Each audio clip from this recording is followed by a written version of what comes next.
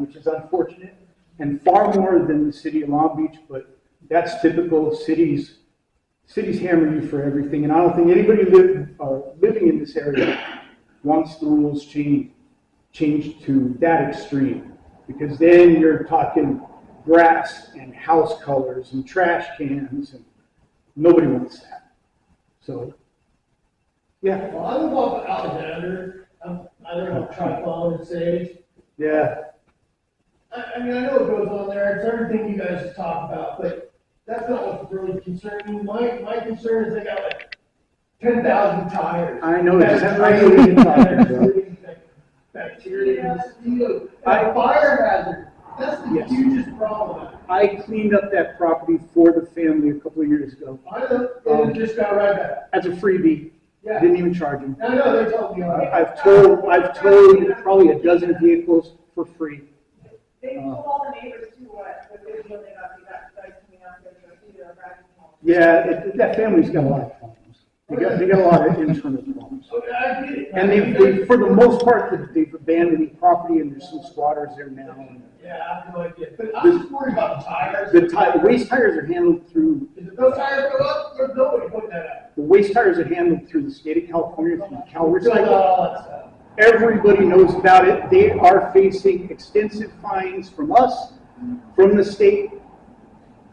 Now, to remove the tires, who does that fall back on? Us. I can't get approval to remove those tires because of the budget.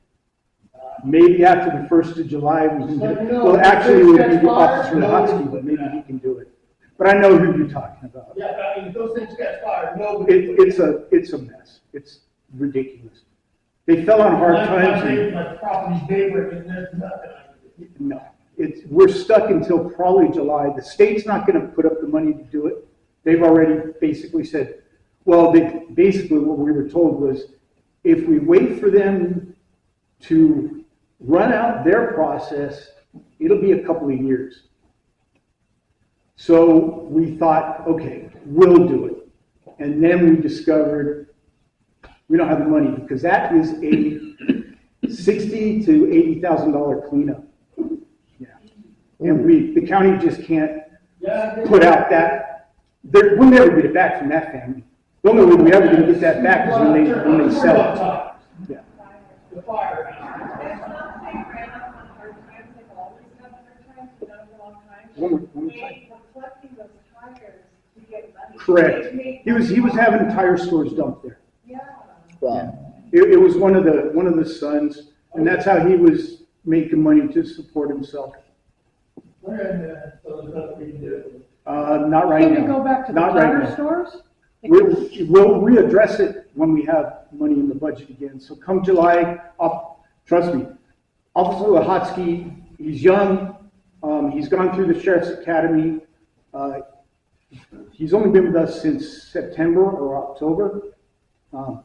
That is a thorn in his side. He hates that place. He talks about that all the time, and he's constantly wants to find money. He's asking other agencies. He's trying to find money. With those tires, do you think you could give permission to remove them? So the owner says, yeah, you guys can have them. Do you think you could get that permission? Nobody will put up the money because it's such an expensive job. No departments are going to put up the $80 grand-ish to do it I right. know somebody that makes mulch out of the tires, is why I asked. Yeah, that's They hard. pull the wires out and all that, and they just make mulch. They're not going to go out there because of the way they've done some on the property. Nobody will go out there to pick them up. We're going to have to do it with a tire hauler, a licensed tire hauler. They have that. It's 60 to 80 grand, easy. And Just there's think just of no the result department of the that's going to problem. put that up front. What if Not that right now. was a possibility and there were a grant issue or something? Once the 1st of July passes, I know it's a long time down the road, but once the 1st of July passes and we're in a new budget, we got money again, that's going to be priority for Officer What Lahotsky. if that could be a contract? The guy offered, he says, I'll take these off the property, this property for that. They're not cost." cooperating. The family's not cooperating. I have a question. The family member who lives on the property most of the time is not on title. He has no say-so. The family members that are on title, none of them live there and are not cooperating. I have a question to ask you regarding, Carol had mentioned earlier on that there was an illegal well on Bushwood and Ignacio run by a generator. You had mentioned a contact name that she should reach out to. What was that name, please? I mentioned a name. Yes, you did. Oh, that was Officer Lahotsky. To contact him, so he can bring you up to date, because I haven't worked that part of the canyon for 6 months. Okay, thank you. Yes? So it's okay if people buy a piece of property and then if they have a well or drill a well and then they come and park their trailer on there? Absolutely not. But once they park that trailer, it's hard for us to get the courts to approve removing it. So they don't have septic, they have a generator, or they have electricity, whatever. But Not required to have electricity in the county. It's not a requirement. You want to live on a generator, you live on a generator. But if they just park that trailer there, No, the trailer is a violation, but I can't remove the trailer. It's unfortunate, but right now, unless it's a junk trailer, unusable, just scrap, I can't remove it. The one I removed, because it was junk, it was trash. There's no way he could claim it was usable as a trailer. Yeah, he brought that up here like that, but, after reviewing a lot of the state assembly bills and different things in our own code and stuff, and what I was told was this was told by the others that people who live in their trailers are going to turn a blind eye on it, but we could not find anything plausible in writing for owner-occupied tenancy. Now, renters have a lot more rights than owners, but I went through a lot of the ADs, state assembly bills, nothing plausible in writing that says we cannot get these owners out of here. The county, we have been told since day one that I've been with Riverside County, we do not displace anyone from any. And where do we find that in writing? Because the thing is they're telling me this, but there has to be something voted on in the due process of that. County supervisors, different types of legislation. It's county policy that came down through the Board of Supervisors. What is that policy or code? Because I can't find anything plausible. You would have to contact my supervisor. I don't know offhand. I just know that we have been told since my first day, do not displace anyone, do not touch trailers. Does that come from Jennifer Moore or Sarah Rose, or who's that, does that come from? We're trying to find. Sarah is my direct supervisor. Jennifer is her supervisor. That's who you need to That speak comes to. from above her? Correct. Comes from the Board of Supervisors. That's where the word came down from. so even without septic or anything, there's still nothing that anyone can The do. only thing we can do with the septic is refer it over to environmental health, which usually they come out to me. When it's an occupied RV, I often ask them to come with me so they can check everything. None of the properties out by you guys, none of them have sewage spillage. Never found, ever. So they're doing something to get it off-site. Is this because of the fires we've been having and people lost their homes? Is this the reason why they're having the trailers and you can't remove My them? understanding is it started, that word kind of changed and we lost some of that authority because of COVID. Oh, It's COVID, just we've never formally been given the authority. yeah. There's a lot of hard times these days and it's kind of hard. If it makes you guys feel a little bit better, in the last year-ish in the canyon, and because I didn't think about Deportola, that's my mistake. I didn't pull up any statistics for that area. But in the main part of the canyon here off Sage Canyon Road, last year or so, we've opened 75 valid cases. That doesn't mean 75 inspections, because it's about half of the inspections pan out to be nothing when we get there, or something that isn't a violation. It's felony ugly. It's not really a violation. So we've opened 75. We've closed 340. That means between myself and Officer Lahotsky, we have completely attacked that backlog of older cases that have been sitting idle. Right. That's been our main focus, was get this stuff caught up. So the only thing we're dealing with is what's current. Yeah. What about hip camps? What? Hip camps? Our favorite thing to talk about. Camps are unpermitted, they're not allowed. It's hard to get permission to have a camp. You have to have things set up for RVs, all of that stuff. So it's probably an unpermitted camp. Okay, and so that's addressable, correct? Yeah,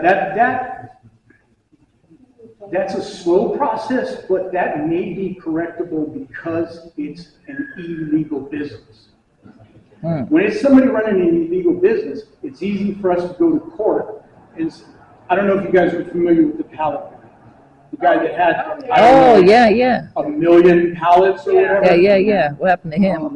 He didn't want to listen. He wasn't worried about fines. He wasn't worried about us clouding the title on his property, but it's an illegal business. So as soon as my boss went to him and said, okay, not a problem. We'll take you to court. We'll do a cease and desist on your illegal business, and as long as we find pallets, $1,500 a day. That got his attention, and he removed all the pallets. Wow. We can't do that for just junk and trash and things like that. But illegal businesses, like a camp or something, we hit them with a cease and desist. We go, you want to continue running? $1,500 a day. Is it worth it to you now? But that's a little tricky and hard to do outside of it being a business. Business, yeah. Yeah, well, and those hip camps are business. They have a website and they get paid for people to stay. And like I was saying with the RVs, I find very few RVs in this canyon that don't belong to the actual property owner. Wow. They may look like squatters, they may live like squatters, they're almost never RVs. Val Vista, East Hemet, they're always squatters. Homeland, Romoland, they're always squatters. Through the canyon, it's almost always the property owner. Hard. Anybody else? Yeah. Just a quick question. So you handle illegal dumping? Yeah. Okay, so you haven't been here before. No, to one of these meetings, no. Yeah. So, Landon's got waste management up here, they've got other code officers up here, whether they're part of your jurisdiction or not. But there's illegal dumping going on up here all the time. It's dark, as the sheriffs were saying, right? There's not a lot of streetlights. Right. And when I call, the one question that's always asked, how far is it close to the road? Waste management will pick it up if it's in the road easement. Right. But if it's further than 5 feet, It falls on the property it owner. falls on the property. Okay, so going down R3 right here, as you head into Hammond, the windy road. If you've ever stopped on the side of the road and looked over in the creek, Yeah, that's bad. it's bad. I agree. I mean, real bad, to where I've called the Highway Patrol 3 or 4 times and they've removed homeless people because there's mattresses that make a nice little condo. And they live there, they set fires there to cook, keep warm. What can be done? The last time that was addressed, if I remember correctly, most of where the dumping is actually falls on the road easement, not on the private property, because the road easement through the canyon in most places is much wider than the actual asphalt. It goes off the road quite a ways. Yeah, it drops down about 20 feet. It goes farther than that, actually. But And what can be done? Because you- nothing has been done. You are gonna have to contact the board of supervisors. I know, but our department can't go clear it. I'm not asking you. Right, I'm no, asking you to do it. I understand, I'm just I understand. asking for, if that's the answer, that's what everybody else is using. I know it needs to be done, I agree Then with we you. call and nothing happens. That's why I'm saying, because each department's kind of trying to brush it off on the other one, because nobody wants to put up the funds. Yeah, but everybody pays taxes. That's why I'm saying, just go skip to the top. Forget them even here, just go straight to the top, go right to Washington's office and go, look, we're done, do something about it.